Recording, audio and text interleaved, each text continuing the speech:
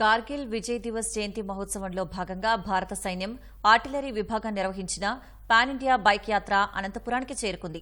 కార్గిల్ అమరవీరులను స్మరించుకుంటూ వారి త్యాగాలకు నివాళిగా ధనుష్కోడి నుంచి బెంగళూరు మీదుగా వచ్చిన సైనికులకు సంజీవ్ రెడ్డి స్టేడియంలో జిల్లా కలెక్టర్ వినోద్ కుమార్ ఘన స్వాగతం పలికారు. యాత్రలో పాల్గొన్న మాజీ సైనికులను కలెక్టర్ అభినందించారు. 25 క్రితం మన జవాన్లు కార్గిల్ యుద్దంలో ప్రాణాలు త్యజించి విజయం సాధించారని గుర్తు చేశారు.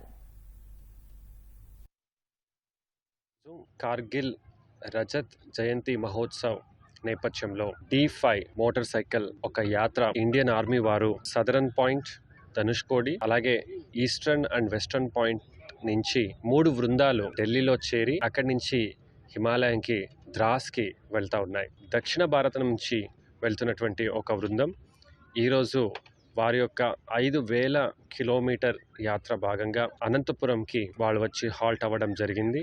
17 మంది ఎక్స్ సర్వీస్ మెన్ కార్గిల్లో భాగవహించారు. అందులో 5గురికి ఈరోజు గౌరవం కూడా తెలియజేయటం జరిగింది.